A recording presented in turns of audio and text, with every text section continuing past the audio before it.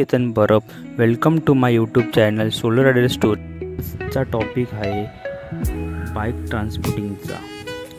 तर मी आज गेलो होतो दादरला माझी बाईक ट्रान्सपोर्ट करायला कोकणात कणकवलीला.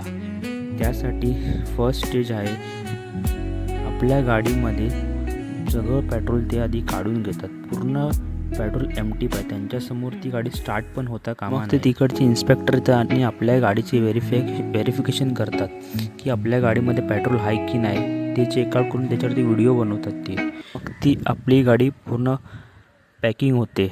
मग ते आपल्याकडून फॉर्म फिलअप करून घेतात. त्यासाठी लागणारं डॉक्युमेंट्स आहे Aadhaar card, RC book, bike insurance, ह्याची सर्वांची झेरॉक्स त्यांना सबमिट करायची.